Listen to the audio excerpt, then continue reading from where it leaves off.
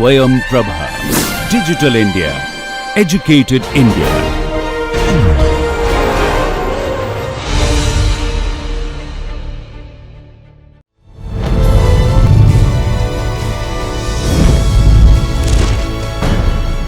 Yogah Karmasu Kaushalam.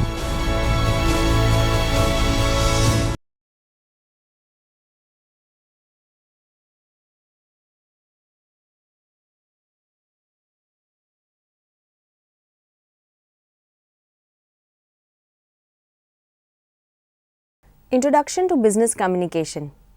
Hello students, I am Dr. Rinki Menon, Assistant Professor presently working at Sri Narayana College of Commerce, Gujarat University.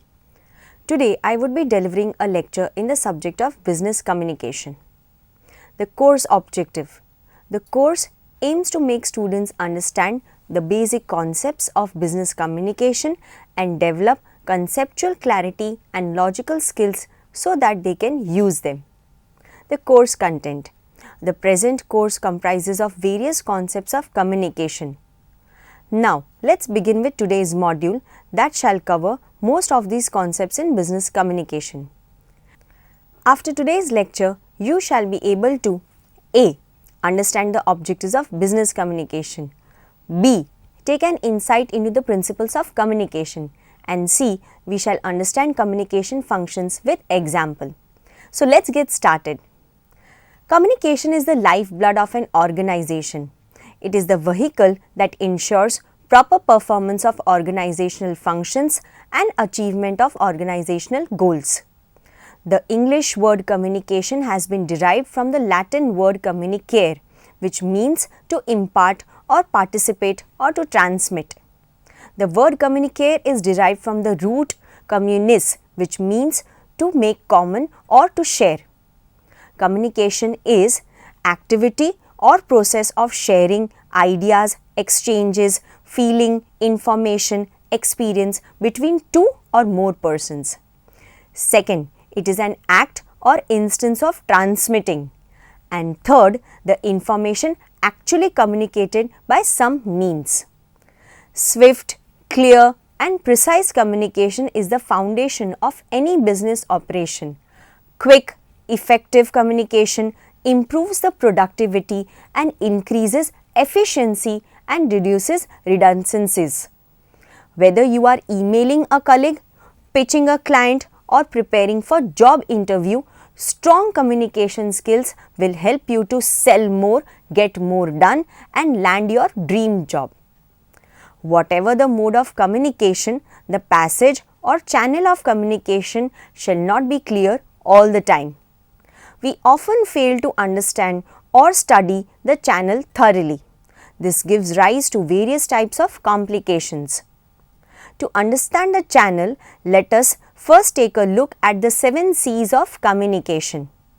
According to the 7 C's, communication needs to be clear, concise, concrete, correct, coherent, complete and courteous. So, let us understand all the 7 C's. The first, clear. Clarity in a message is the most important rule in business communication. Clarity in message roots from the information in a message, what you want to say, the method, how you say it, the medium, format used to convey the message. The effectiveness of the message depends on these components. The second C, that is concise. The message of communication needs to be concise to avoid unnecessary repetitions and make a clear to the point communication. When communicating on business platform, do not forget to maintain the optimum flow of information required. This provides the information for which the audience is looking for. The information provided must be enough to cover the specific field. The process must be done uniquely so that the message in the organization connect with the effective representation of individual duties. This should be done in a constant flow so that different types of message to the employees become clear and concise. The third C, that is concrete. When your message is concrete, the audience has a clear picture of what you are telling to them. These are details, but not too many, and vivid facts, and there's laser-like focus. Your message is solid. A concrete message plays an important role among the 7 principles or 7 C's of business communication. It is a vital part of the 7 C's of business communication. This will ensure proper understanding and meaning of the content with full attention. On a natural note, you will understand a message given to you lacks concrete information. Even if it has clarity, a properly composed message may appear difficult to understand. Due to half the information, the person who is receiving the message will hesitate, and eventually this will bring down the production level. The 4th C is correct. When your communication is correct, it fits your audience, and correct communication is also error-free communication. Do the technical terms you use fit your audience level of education or knowledge? Have you checked your writing for grammatical errors? Remember, spell checkers won't catch everything. Are all names and titles spelled correctly? Using the correct form of media for communication is a notable factor. It is one of the principles of effective business communication. This can be done through a range of media including phone calls, emails and reports. To illustrate or convey the message perfectly, make sure to choose the correct media platform. This will ensure effective business communication even if it is addressed to the audience. Also, choosing the right media will clear out the context. From the perspective of employee responsibilities, a message conveyed with a sweet note through the right media can ensure complete peace of mind from both the ends. 5th C is coherent.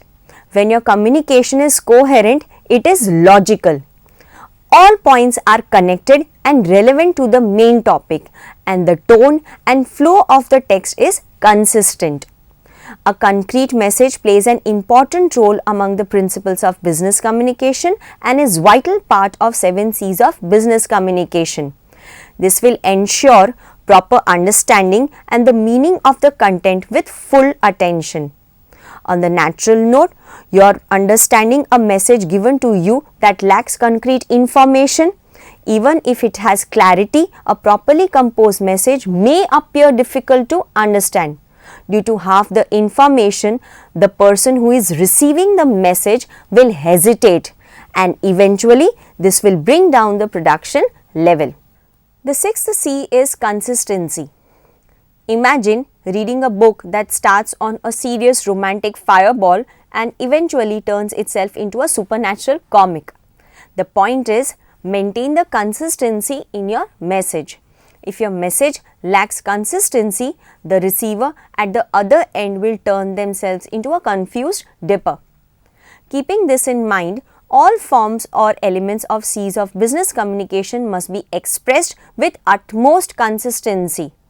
The voice, the content and tone together make business communication topics far more engaging. The last C, that is complete.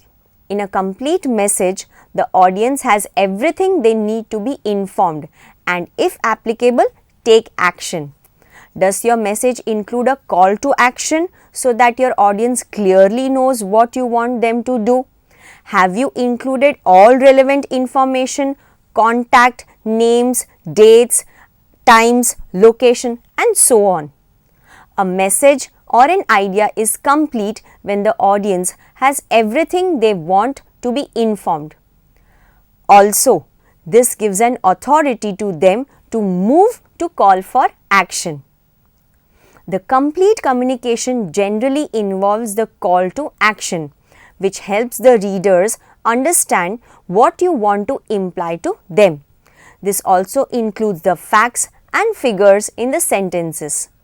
Due to complete communication, the reputation is enhanced for an organization. A complete communication also involves additional information whenever or wherever it is required. Thus, it leaves no room for doubt in the mind of readers and audiences. It also helps in persuading the audience. So, I hope you understood the basic principles or 7 C's of business communication. These principles help in channelizing a proper message at the right time to the right person through the correct medium. Communication is neither transmission of message nor message itself. It is mutual exchange of understanding originating with the receiver. Communication needs to be effective in business. Communication is essence of management. The basic functions of management, that is planning, organizing, staffing, directing and controlling, cannot be performed well without effective communication. Business communication involves constant flow of information. Feedback is also an integral part of business communication. Organizations these days are very large. It involves number of people. There are various levels of hierarchy in an organization. Greater the number of levels, the more difficult is the job of managing the organization. Communication here plays a very important role in process of directing and controlling the people in the organization. Immediate feedback can be obtained and misunderstandings, if any, can be avoided. There should be effective communication between superiors and subordinates in an organization, between organizations and society at large. For example, between management and the trade unions. It is essential for success and growth of an organization. Communication gaps should not occur in organization. Business communication is goal-oriented. The rules, regulations and policy of a company have to be communicated to people within and outside the organization. Business communication is regulated by certain rules and norms. In early times, business communication was limited to paperwork, telephone calls, etc. But now, with the advent of technology, we have cell phones, video conferences, email and satellite communication to support business communication. Effective business communication helps in building goodwill of an organization. Let us now move towards the next topic, that is objectives of communication. Why is it important to communicate effortlessly? Why business communication is important? Let us take an insight to understand the objectives of communication. The objectives of communication. The first objective, for information. The purpose or function of communication in an organization is to inform the individual or groups about the particular task or company's policies and procedure, etc. Top management informs the policies to the lower level through the middle level. In turn, the lower level informs the top level the reaction through again the middle level. Information can flow vertically, horizontally or diagonally across the organization. Becoming informed or inform others is the main purpose of communication. About organization, rules, regulations, culture, products, market, research, decisions, vision, mission, goal, etc. Coming to the second objective, that is advice and counseling. Providing guidance is yet another objective of downward communication. Seniors, experts can help employees with troubleshooting and crisis management. Assist them in problem solving that can forge bonds between the employees and the management. The third objective is order and instruction. Order and instruction is a means of giving directions to the employees. Any authoritative communication issued by the superiors in order to monitor or govern the behavior of junior is known as an order. When an order is split further to meet specific issues, it becomes instruction. The fourth objective is suggestion. To suggest means to propose or put forward an idea for consideration, both upward and downward communication. Employee participation and involvement encourage creative thinking and exposure to employees' talent. Employees feel valued and develop a sense of belonging. The fifth objective is persuasion. Persuasion is an effort to influence the mind, belief system and attitude of a person to bring about the desired change in his or her behavior. The 4 steps taken while persuading are identification, preparing the receiver, deliver the message and prompting the action. Important factors to be considered while persuading are persuader's personal character and reputation. Persuader must make suitable and effective emotional appeal. And third, the persuader must logically present his ideas and views, etc. There must be reasonable presentation for the persuaded messages. The sixth objective of communication is education and training. It needs to be provided at the management level, at the employees level and at the level of outside public. The seventh objective of communication is motivation. Motivation means the inner state that energizes, activates or moves and which directs and channels behavior towards a certain goal. Setting up the right kind of justice and reward system and inviting the employees' participation in decision making can create the right kind of emotional environment. The eighth objective is raises the morale of employee. Consequences of high morale and low morale affect. Management can boost the morale of its employees by giving basis infrastructural support, creating systems that reward effort, strengthening its official channel of communication, encouraging upward communication, controlling the grapevine and taking measures to earn the trust of employees. Just as communication is vital to our existence in a civilized society, it is essential to the functioning of the organization our society has produced. In fact, we could go so far as to say that organization exists through communication. Without communication, there would be no organizations. As Herbert Simon expresses it, without communication, there can be no organization. For there is no possibility then of the group influencing the behavior of the individual. Needless to say, communication is the ingredient that makes organization possible. It is the vehicle through which the basic management functions are carried out.